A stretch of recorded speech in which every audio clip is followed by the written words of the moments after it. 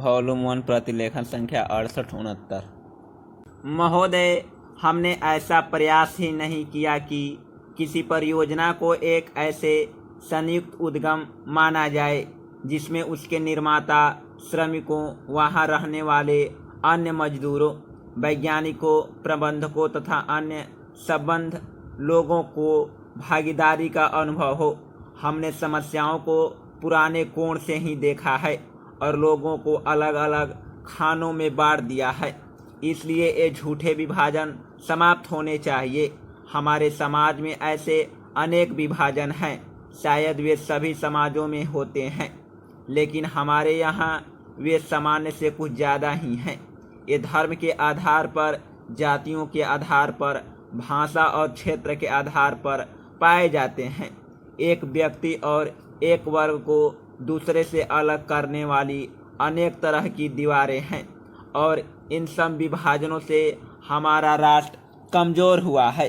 स्वतंत्रता आंदोलन के दौरान इन विभाजनों का इस्तेमाल हमारी एकता को तोड़ने के लिए किया जाता था। आज भी इन्हें उन लोगों को कमज़ोर बनाने के लिए काम में लाया जाता है जो एक होकर खड़े होना चाहते हैं, जो भिन्न भिन्न जातियों और धर्मों के होते हुए भी एक ही उद्देश्य से प्रेरित हैं। हमें यह सावधानी रखनी होगी कि ऐसे लोगों के समूह को कोई भी कमज़ोर न कर सके।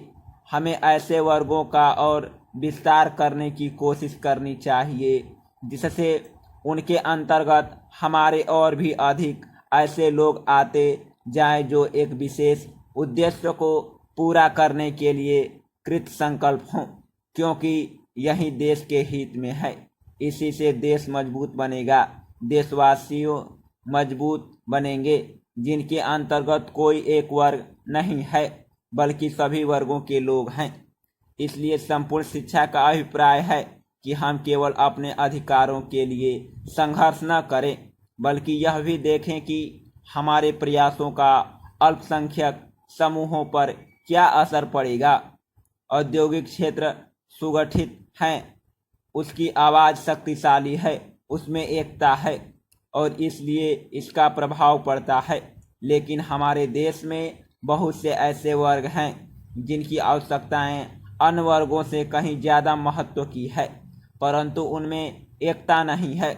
उनकी मांग को प्रस्तुत करने वाला कोई नहीं है और उन्हें शायद पता तक नहीं होता कि उनकी मांगें भी हैं, लेकिन केवल इसी कारण से उनकी उपेक्षा नहीं की जा सकती। हम यह नहीं कह सकते कि उनकी कोई मांगें नहीं है। उपाध्यक्ष महोदय, अगर भारत की आर्थिक व्यवस्था को हम देखें तो यह कहने में कोई त्रुटि नहीं होगी कि कृषि उसका आधार है। किसी भी देश की सामाजिक और आर्थिक स्थिति उस देश की भूमि की उत्पादन शक्ति पर निर्भर रहा करती है। यदि भूमि की उत्पादन शक्ति में कोई कमी हो जाती है तो उस देश की आर्थिक और सामाजिक स्थिति में भी कुछ परिवर्तन आरंभ हो जाता है। कृषि भारत के लिए एक आर्थिक व्यवस्था ही नहीं है, यह एक सांस्कृतिक भी है। जो लोग आंदोलन में विश्वास रखते हैं, इनको पता ही होगा कि जितने भी आंदोलन इस देश में होते हैं वे समाज के नाम से, धर्म के नाम से, जाति के नाम से या राजनीति के नाम से होते हैं।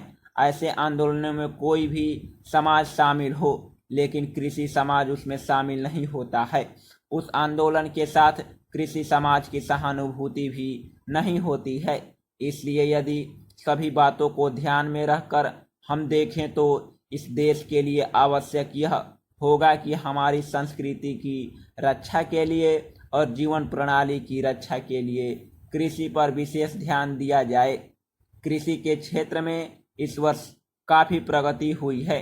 यदि आप 1801 से 1901 तक का काल देखें तो आप देखेंगे कि हमारे देश में 31 अकाल जिनमें 4 करोड़ लोग मरे, लेकिन आज हमारे खाद्य मंत्रालय ने 100 रुपये मन के भाव पर गेहूं खरीदकर एक भी आदमी को मरने नहीं दिया। इसके लिए हमारा खाद्य मंत्रालय बधाई का पात्र है। एक बात मैं विशेष रूप से इस अवसर पर कहना चाहता हूँ। आजकल हम लोग मानव शक्ति पर ज़्यादा ध्यान न देकर पूंजी पर ज़्यादा निर्भर रहने की कोशिश करते हैं। आपको याद होगा, लगभग 5 दशक पहले मैं जापान की आर्थिक व्यवस्था बिगड़ गई थी, लेकिन वहाँ से 60 लाख काश्तकारों ने कृषि शिक्षा के बल पर इतना अनाज पैदा करके दिखलाया कि आज वे 10 करोड़ आदमियों का पालन पोषण कर रहे हैं। वहाँ पर 30 ऐसे विश्वविद्यालय हैं जिनमें कृषि की शिक्षा दी जाती है, जिनमें 16,000 छात्र प्रतिवर्ष शिक्षा प्राप्त करके निकलते हैं। आज हमारे देश में पर्याप्त कृषि विश्वविद्यालय स्थापित हो चुके हैं।